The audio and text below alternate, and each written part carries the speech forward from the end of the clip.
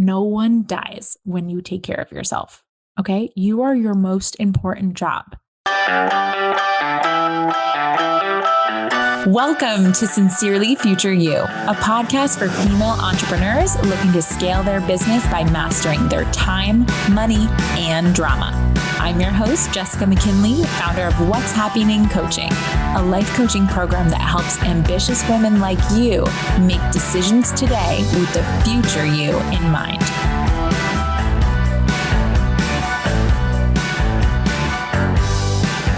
All right, guys, I'm going to get chocolate on my face. Not that you can see if you're podcasting. I just had a piece of chocolate. We're batch recording episodes, which I've never done before, but it's really fun because Danny's with me. When I'm by myself, I'm like, this is just me. It sucks. But this is going really well. I'm really excited and I'm pumped. Actually, this is the fourth episode that we're recording and I'm just like, let's go. I can go all day. I have so much to say to you guys. So fun. But before we dive into the topic of the day, I wanted to give you a little update on what's been going on at the home. So as I think I mentioned on the podcast, we have 2-month overlap of having the apartment and the house, which has been fun because we've been just working on projects. And by we, I mean, Mark has been doing so much projects and I have been critiquing him from the apartment. No, it's so fun. And we created a Instagram account called, I think I'm going to have to change the name because people can't, it's too long. But it's Basic Home, No Way, No How. But his last name is Wayno. It's like Uino. So No Way, No How. And it has been such a fun bonding experience between me and him to like build something together. And I know I'm saying that he's building most of the things, but I'm doing a lot of work on the house in other ways. But he just decided, like he's getting very ambitious. He just decided that he was going to just be the roofer now. Like he's like, Mark the painter today. And he's like, Mark the like sander and the stainer. And now he's Mark the roofer. It's just so sexy to me. Like he uses this principle that I teach you guys all the time that I'm trying to teach my clients. Like you can believe anything about yourself with zero evidence that it's possible. You can believe that you are someone who can podcast with zero tech savviness or zero experience in creating content or working with a mic, and you could be a kick-ass podcaster, right? But you have to believe that it's possible for you and not just do it and then look for evidence and validation outside of you that it's possible. And if you ever want to start in the first place, you have to believe that it's possible.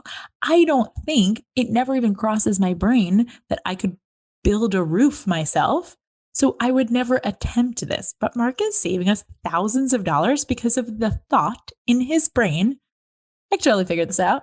Just YouTube it. I'll just be a roofer via YouTube, right? You just keep saying that. I'll just YouTube it. And I'm like, first of all, God bless YouTube. And second of all, God bless Mark. Like I am just so turned on by his use of this life hack that I also use in terms of my own business, but that he could believe anything he wants about himself with zero evidence that it's true. And he's doing a pretty good job. Like there's been some failure and some mistakes a long way through, and he's going to make more mistakes and lose more money and time than the average person, but actually not time because he is gaining in time all of this experience and he's accumulating a new skills and new capabilities and expanding who he is. And I just find it so attractive. So I wanted to say, like, I have been loving this experience of building this home together and planning it and watching each of us step into our roles of being like, okay, we could do this or we could do that. And let's just figure it out together. So if you have never worked on something, a collective project with your significant other, I know some people say like the quickest route to divorce is trying to like hang a gallery wall together. But actually we really love hanging gallery walls. It's like we found our roles in it. But I think that it's a good way for you to show yourself your thoughts about what you think is possible, both in you and where you're not showing up in belief for your partner. So that was a good little reminder for me. And I just want to shout out and remind all y'all how sexy my boyfriend is. So on to the topic of the day. We're going to talk about that time that my thoughts attacked my body.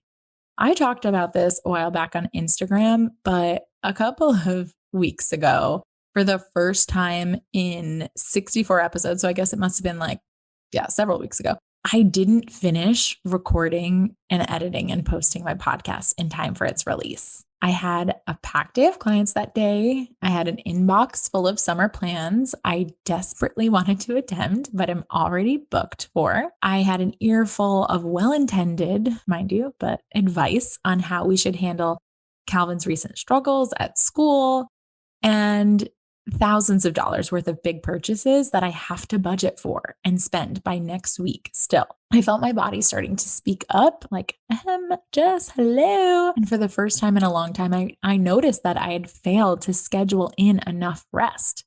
This is rare for me. I love rest. It's the first thing I put on my schedule. In fact, I teach in Hapster scheduling fun first, right? You got to put that rest on there because your prefrontal cortex, the brain that has really ambitious goals and is looking to your future, it doesn't always accommodate for energy or moods or rest, really. But I know that I have to, so I normally do. But wait, I've had way more on my plate than this week. What tipped the scale?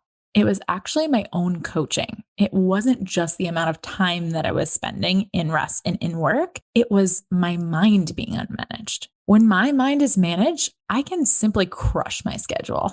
But this week, I didn't prioritize my own brain. I didn't get coaching from any of my coaches, and my thoughts quite literally attacked my body until I was completely burnt out. Fact. Burnout isn't caused by the number of things on your to-do list. It's caused by the number of unmanaged thoughts in your brain. So I said, copy that. And I canceled the rest of my day, with the exception of Calvin's bedtime routine, in favor of rest. And then I booked a quick 30-minute coaching session with my coach. No one dies when you take care of yourself. Okay? You are your most important job. I want you to enjoy the beautiful long weekend and stay tuned for a little late release episode as I batch record this last episode for you guys. This is a quick one, but I just want you guys to understand that no matter how you're showing up today, it's not the how that's creating your results. It is always, and I'll say it until I'm blue in the face, your thoughts that are creating your results. So if you're trying to out action a bad thought right now, stop what you're doing and get your mind managed. It always the biggest time-saving activity. My coach likes to say that it's like getting you're on your bike and you're pedaling like the Wicked Witch of the West, like, and you have to step off of your bike to get in the car to go where you're going. You think that you can't slow down to manage your mind. You have too many urgent things. Promise you, it's not sustainable. It's not scalable. And that the more you grow your business, the more you're just going to scale your problems right with it. So step one is always you. You're your first and your most important job.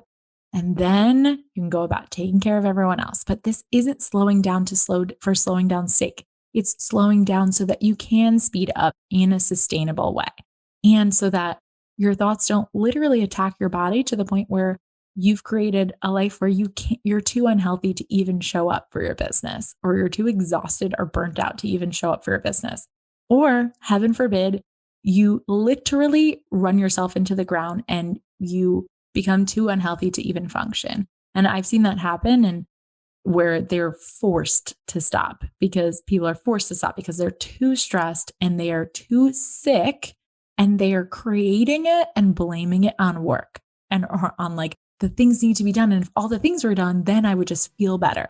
Like, no, you'll feel better when you realize that none of the things need to get done in order for you to feel better. You're just thinking that when you eliminate that thought. All right, you guys, that's my key to the universe this week. Have a beautiful weekend. Hey, Hapsters. If you want to learn more about today's topic, head over to what'shappyning.com/podcast. That's what's happening, what'shappyning.com/podcast. If you're a business owner and you're resonating with what we talk about here, what are you even doing? Come hang out with me over where the party's at on Instagram at What's Happyning WJess. Again, that's happy, HAPPYNING. and book a discovery call to see if coaching is your next best step.